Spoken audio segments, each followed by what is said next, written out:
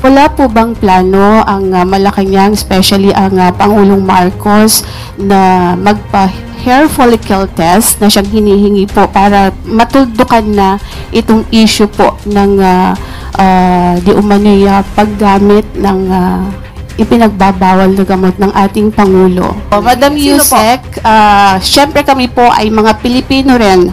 As a journalist, gusto po namin na hindi fake news. Yun pong aming ibabalita sa taong bayan. Okay, so kung sino yung nagbibintang, siya ang magbigay ng pruweba. Hindi nyo pwedeng sabihin na, ito, gumagamit ka, patunayan mong hindi. Hindi po yon ang tamang logic. Kayo po na nagbibintang, kayong humihingi at nagdidiman sa Pangulo, kayo muna ang magpatunay na mayroon siyang ginagawang mali.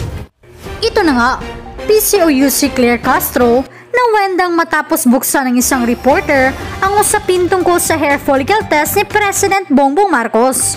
Pero bago ang lahat, maaari kayong mag-subscribe para maging updated sa mga issue at bagong mga balita.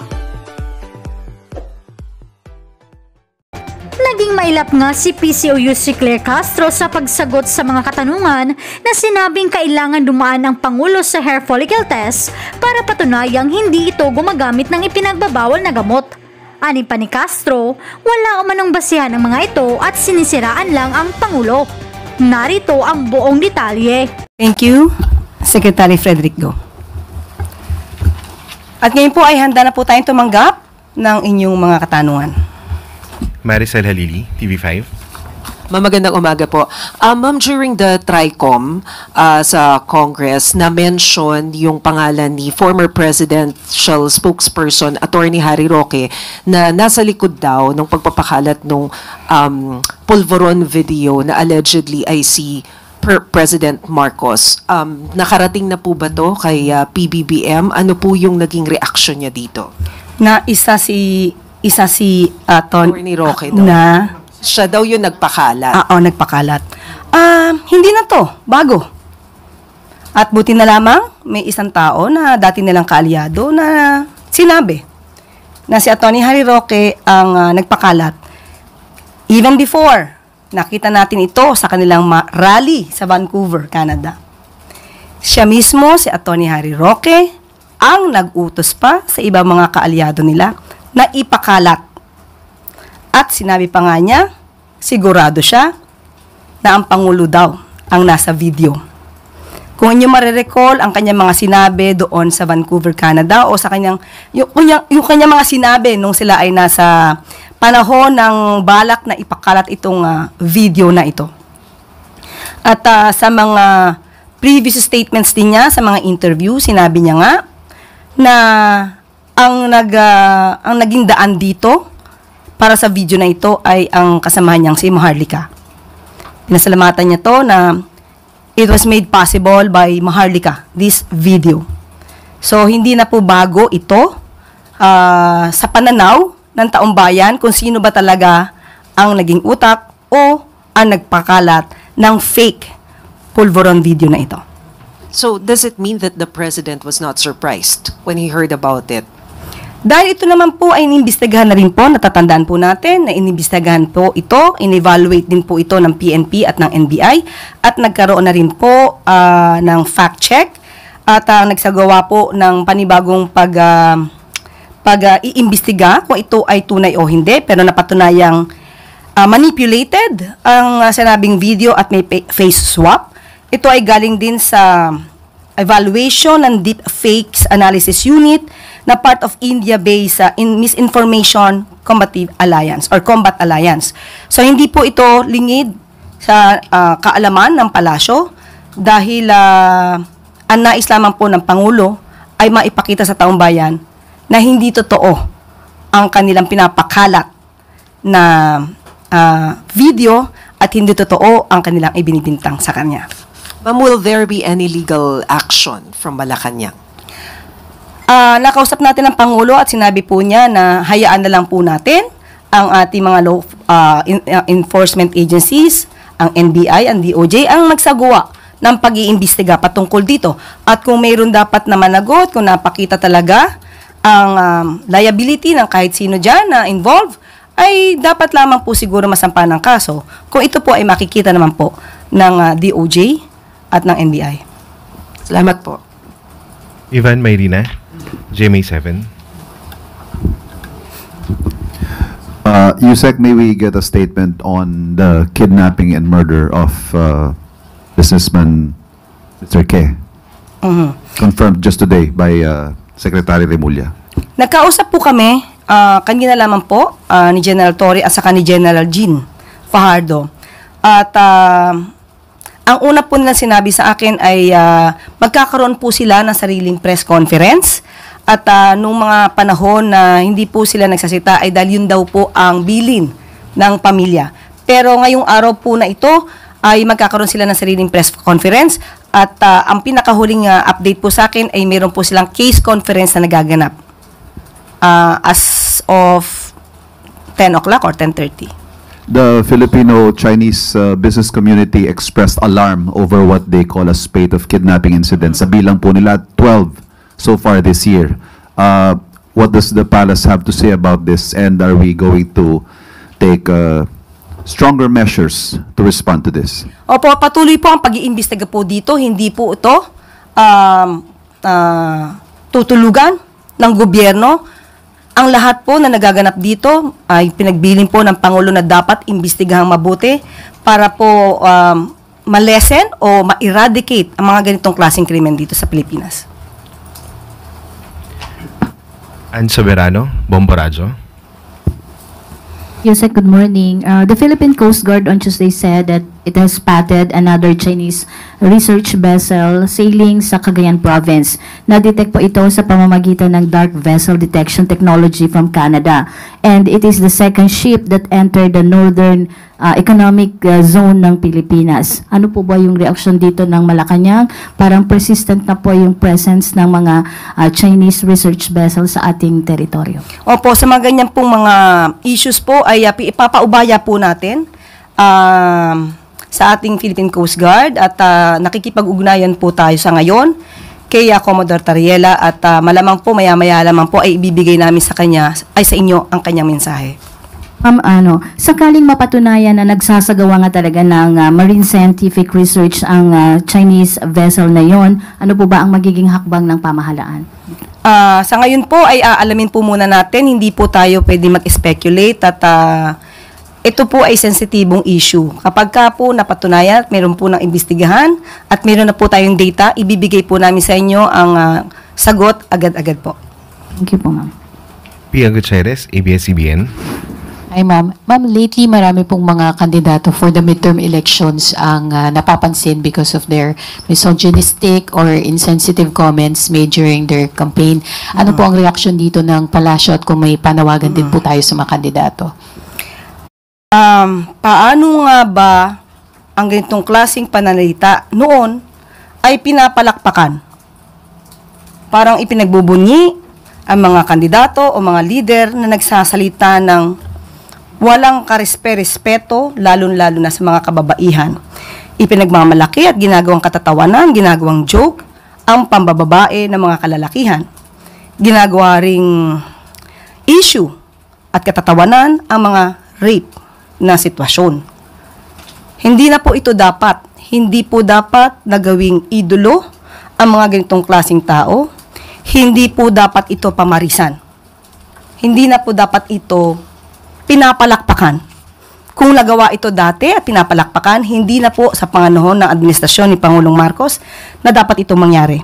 Kaya ayon po sa Pangulo, hindi po katanggap-tanggap ang mga kandidatong ganito ang nagiging naratibo sa kanilang pangangampanya.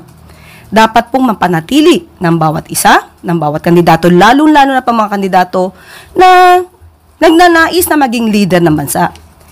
Dapat ipagpatuloy nila ang pag-promote ng respeto, ng integridad, at ng truthfulness o katotohanan sa kanilang mga sinasabi habang sila ay nagbibigay ng kanilang mga pangako sa kanilang mga constituents at sa mga botante. So masaya po ang Pangulo dahil po mabilis din pong umaaksyon ang COMELEC patungkol po dito sa mga walang karespe-respetong pananalita ng ibang mga kandidato. On another topic, On the tariffs din po, President Donald Trump kasi just announced a 90-day pause on the sweeping tariffs imposed on almost all countries except for China. Ano po ang reaction dito ng government? How is the government taking this? And acceptable po ba yung 10% na blanket na tariff rate for the Philippines, at least for this 90-day period? Mamaya po ay muli natin kakausapin si Secretary Go at tatanungin po natin. Natanong ko po yan kanina at sabi nga po niya ay kababasa lang po yata niya kanina ng balita at kakausapin din po niya ang Pangulo patungkol po dito. Is Romero, Philippine Star. So, wala pa po tayong concrete measures on tariff sa US so far. So, pinag-uusapan parang as we speak, no, Yusek? I was supposed to ask about that later. A while ago. Opo, nandito po kasi kanina si Secretary Go at siya po nagpaliwanag patungkol po sa mga maaaring gawing aksyon ng administrasyon patungkol po dyan. Okay. So, yeah. Regarding yung sa misogynistic comments, you're saying it was cheered, no, before. So, are you attributing it to our former president, yung mga ganong uri ng komento? Para sa record lang po. Wala po akong sinasabi na particular na tao. Kung yun po ang nasa sa isip po ninyo, yan po ay karapatan nyo pong mag-isip at mag-judge kung ano man po yun nasa isip po ninyo. Okay, so the president himself said it was unacceptable yung mga ganong uri ng mga pananalita. mentos. Opo, sinabi niya po. At tinanong po natin siya kanina kung ano ang kanyang mensahe, yun daw po ay unacceptable. Okay, salamat po. Thank you po. Eden Santos, Net 25. Good morning po, Yusek. Balikan ko lang po yun dun sa di umano'y pulveron na video ni Pangulong Marcos. Sabi niyo po kanina ay naimbestigahan na yan, pero biglang iimbestigahan pa ng DOJ at NBI. At napatunayan na po na ito ay fake. Doon po sa isinagawang pagsusuri from yung Indian company. Wala po bang plano ang Malacanang, especially ang Pangulong Marcos, na magpa-hair follicle test na siyang hinihingi po para matuldukan na itong issue po ng di umano'y paggamit ng ipinagbabawal na gamot ng ating Pangulo? Sino po ba ang humihingi? Marami po sa ating mga kababayan ang sa social media na nagre-react dito po sa ipinapalabas na video na ito. Actually, parang na-die down na po ito before dahil nga sasabi nga na Malacanang it's a fake. Pero biglang nabuhay after po nung ginagawang investigasyon mismo ng Kongreso, ng Kamara. Kaya po muling lumabas itong video na ito. And sabi nga po nung vlogger na si Miss Pebbles Cunanan ay si Attorney Harry Roque, yung mastermind nitong video. Pero inamin naman ni Miss Maharlika, yung another vlogger, na parang siya yung nagbigay lang kay Attorney Roque. Kaya ang tanong ko po, sabi niyo sa social media hinihingi. Sino po in particular ang masasabi niyo sa akin na humihingi ng ganitong klaseng pag-test? Ang atin pong mga kababayan Sino na po in particular? Kung napanood niyo po, sigurong ikaw na po ba? Sige po. Kayo po ang humihingi? Okay. Kaya po masabi lang ninyo na mayroong humihingi. Pero marami po sa social media po kayo ay nagbabasa po sa SOCMED, Madam Yusek. So, isa ka nga sa humihingi. Kasi po gusto Sige, tanong ko nga, isa ka ba? Kasi we have to be specific on this. Isa ka ba sa humihingi? Ang mga kababayan po natin. So, isa ka sa humihingi? Actually, I'm a journalist. Hindi Yes, nga, naman po ako humihingi. Pero parang gusto ninyo na meron lang kayong basihan. Opo, basihan. Sino nga po? Kasi sabi niyo po kanina, ay napanood yun niya yata sa social Opo, media. Madam Yusek, syempre kami po ay mga Pilipino rin. As a journalist, gusto po namin na hindi fake news. Yun pong aming ibabalita sa taong bayan. Okay, so humihingi po si nagdidemand. si Attorney Vic Rodriguez, di ho ba Okay. matagal na rin naman niyang hinihiling niyang hair follicle test. Okay, tanong po natin. Ano po ba ang basihan para sa paghingi at i-demand sa Pangulo ang isang hair follicle test? Ito po ba'y may pagbibintang na siya ay di umanong gumagamit ng illegal na droga. Kung may pagbibintang, liliwanagin po natin, kung may pagbibintang sa Pangulo, yung nagbibintang ang dapat na magpatunay kung may ginagamit man o wala. Hindi po pwedeng gumawa ng kwento, walang basihan, isang guni-guni para masira ang Pangulo, at walang basihan. Kahit saan po na kaso, kung sino yung nagbibintang, siya ang magbigay ng pruweba. Hindi nyo pwedeng sabihin na, ito, gumagamit ka, patunayan mong hindi. Hindi po yon ang tamang logic. Kayo po na nagbibintang, kayong humihingi at nagdidiman sa Pangulo, kayo muna ang magpatunay na mayroon siyang ginagawang mali. Kapag wala po kayong napatunayan, wala po kayong karapatan humingi sa Pangulo ng anumang demand patungkol sa hair follicle test. Thank you po. Salamat. At dito po nagtatapos ang ating briefing. Maraming salamat, Malacanang Press Corps, at magandang umaga para sa Bagong Pilipinas. Yan po ang tagubilin ng ating Pangulo, palakihin at palawigin ang benepisyong makukuha ng taong bayan mula sa PhilHealth. At yan po ang good news natin sa araw nito. At makakasama rin po natin ngayong umaga si Special Assistant to the President for Investment and Economic Affairs, Secretary Frederick Go, para sagutin ang ilang katanungan tungkol sa 17% tariff na ipinataw kamakailan ng Amerika. Good morning, Secretary. Morning. Good morning. Good morning, sir. Hi. Ready for your questions on this matter? Secretary. Oh, well, okay, the president met with the economic team last Tuesday morning. Where during that meeting, we discussed the tariffs that were being imposed on various countries all over the world. No, we also discussed the effect on the exports of all these countries, especially our Asian neighbors.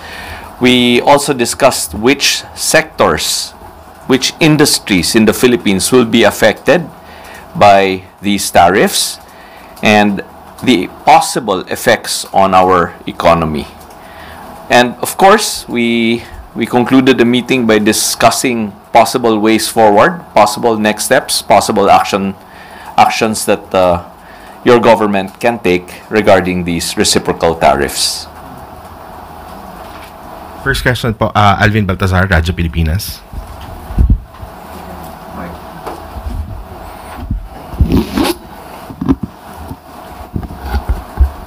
So, Secretary, good morning po. So, Secretary, ano po ang initial assessment after that meeting? And again, gaano po initially yung posibleng epekto nito sa atin, yung 17% tariff in terms of exports tsaka imports? Unang-una, ang nakikita po natin, no, malinaw na malinaw sa mga reciprocal tariffs na inimpose ng Amerika sa mundo, ay medyo advantaged po ang Pilipinas ng kaunti, no? Kapag linista nyo lahat ng Asian countries, no, may kita nyo po na ang pinakamataas na tariff ay nag-uumpisa sa mga 54%, pababa ng 40+%, 30+%, 20+%, at ang Pilipinas ay second to the lowest po at 17%, no?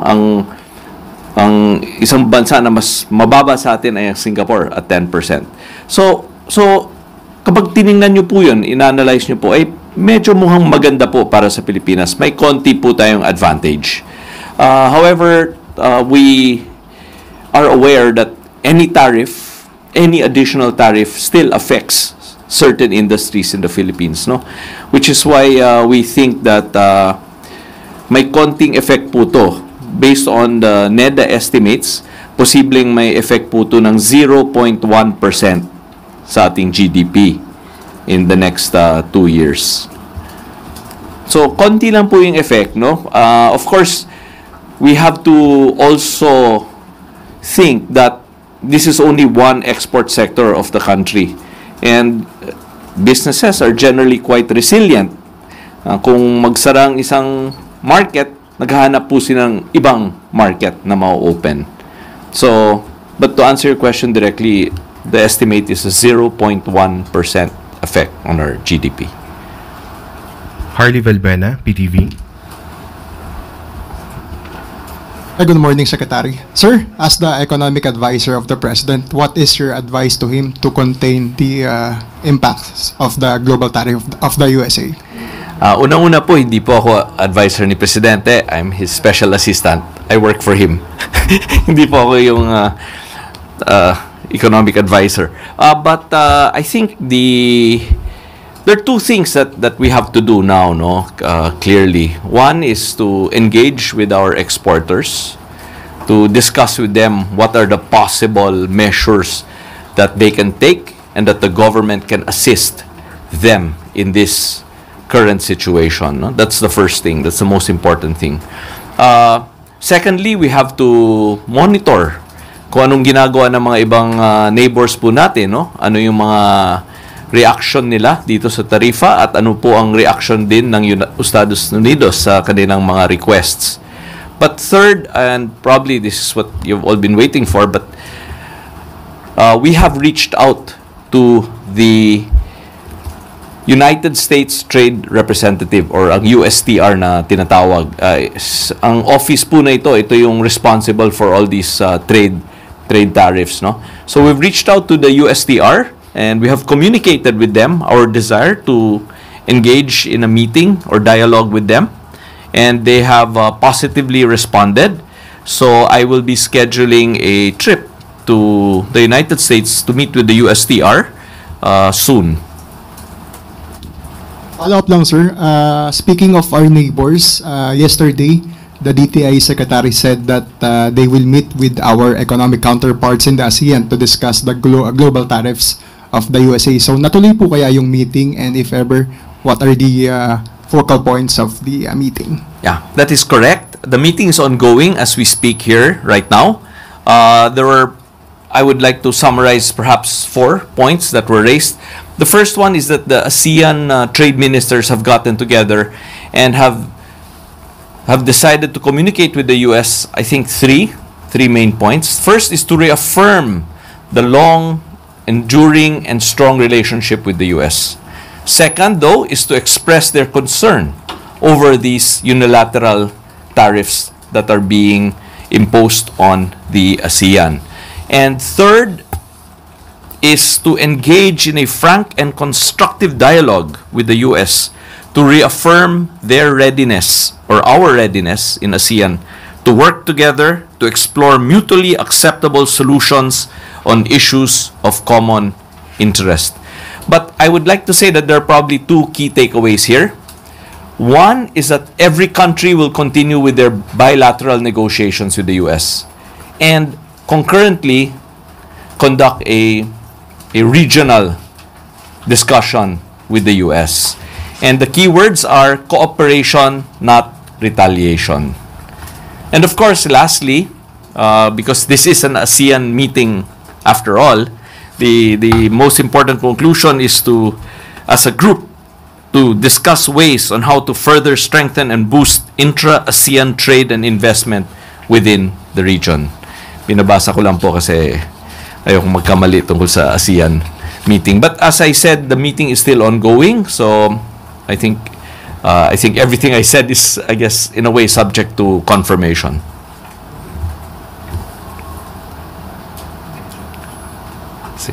Maricel Halili, TV5. Sir, dun sa planned trip po ninyo sa US, are you going to appeal to the US government na baka pwede nilang i-consider wag na tayong bigyan ng taripa kahit na second to the lowest tayo? I think the keywords are probably not appeal. This is a negotiation. And of course, in my